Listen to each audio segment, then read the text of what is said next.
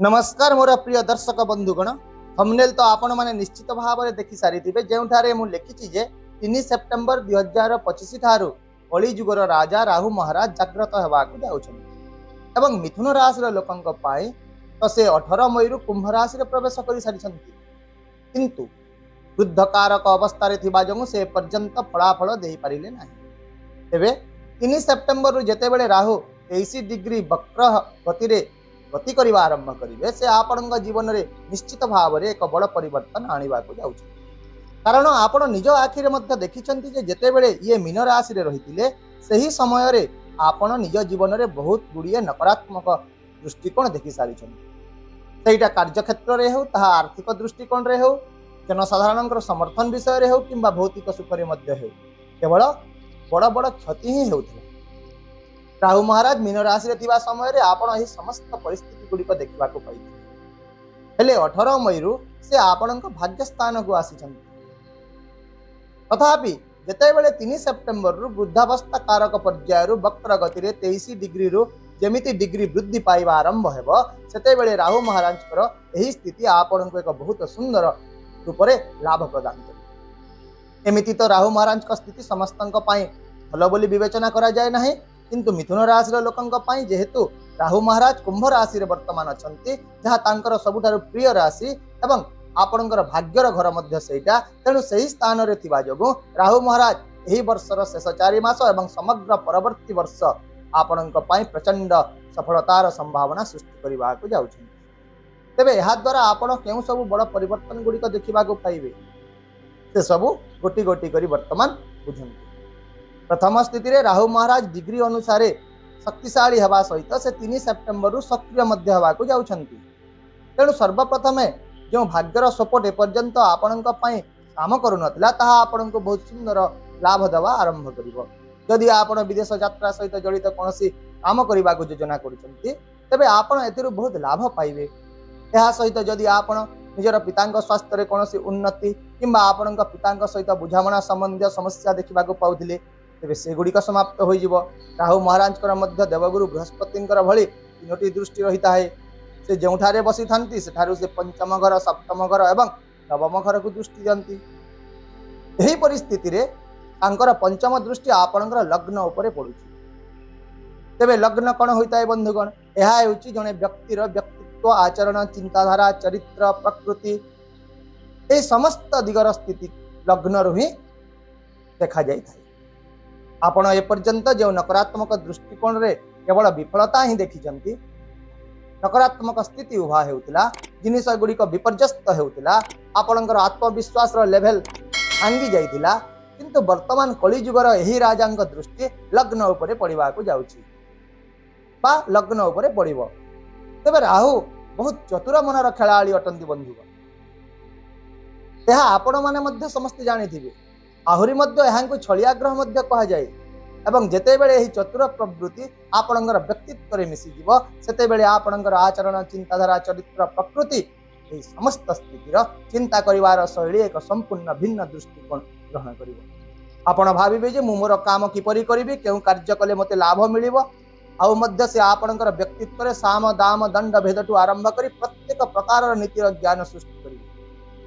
आपण पूर्वरु चिंता नगरी निष्पत्ति गुड़िक नेउतिले शीघ्र नहीं जाउतिले तेणु से गुड़िक भूल प्रमाणित हेउतिला। हेले वर्तमान एही स्थान रे बसी राहु महाराज आपणक भितरे एते दक्षता एवं चिंता करिवार तीक्ष्णता सृष्टि करिवे जे आपण नेउतबा प्रत्येक निष्पत्ति गुड़िक बहुत प्रशंसनीय हेबो सफल हेबो। सप्तम दृष्टि रे से आपणकर पंचम भाव को देखि तेबे एहा आपणकर केउ स्थान, एहा हेउची आपणकर पराक्रम भाव, एहा हेउची आपणकर कठिन परिश्रम र स्थान, यह आपणकर सान भाई भौणी मानकर स्थान, यह आपणकर व्यावसायिक यात्रा स्थान।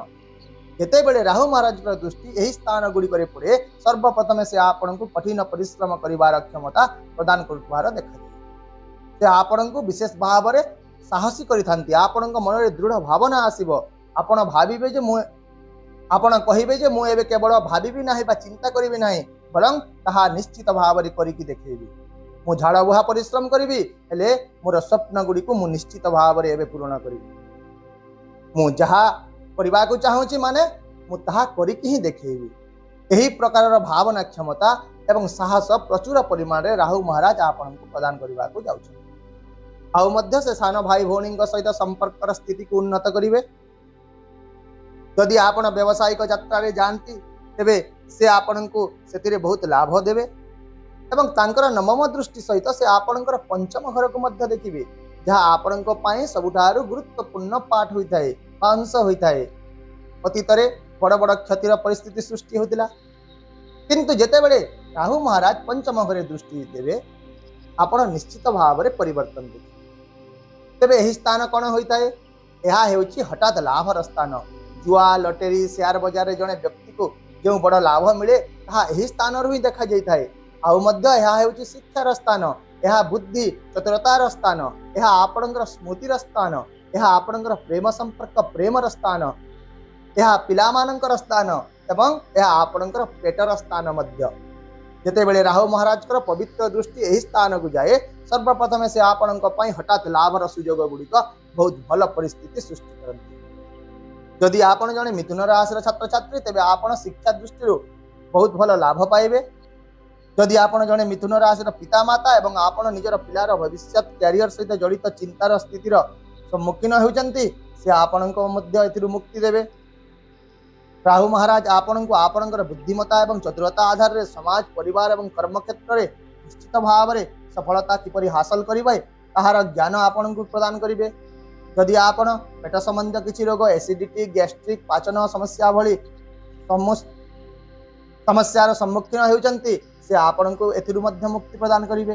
प्रेम संपर्क एवं प्रेमर परिस्थितिर जोग मध्य एठारे आपण को सफलता देउथबार देखिबा को मिलिबो एवं राहु महाराज का दृष्टि आपण को सफलता देउथबार देखिबा को मध्य मिलिबो। तेणु यही स्थिति गुड़िक होठारे कि राहु महाराज 3 सेप्टेम्बर रु 4 मास आगामी वर्षर 12 मास एमती समुदाय 16 मास पर्यंत आपण एक सुंदर रूप से जोग सृष्टि कर देखा। तेबे बंधुगण यह सही गणना जहाँ आपण को आगामी समय रे यूट्यूब फेसबुक चैनल गुड़िक देखा मिल जाए, किंतु यही गणना को साइंस हिसाब रे उपस्थापन करुवार प्रथम एवं प्रमुख कथाटी होची आपण कुंडली रे राहु महाराज किपरि अछंती स्थिति। सबु बेले मोर यही प्रयास रहिता है जे मो यहा को किपरि आपण को साइंस हिसाब रे गणना करी बुझेबी। राहु महाराज कर स्थिति एठारे 100% निश्चित भाव में आपण को भल लाभ देव से संदेह नहीं, किंतु ता पूर्व यह बुझा गुरुत्वपूर्ण। जे पर्यंत आपण राहु महाराज कर स्थिति बुझे ना यही भविष्यवाणी आपण एक अंधविश्वास परि काम करिवो। केवल शुणिबे मन हेले विश्वास करिवे नहेले आपण मते ही मिछुआ कहिबे।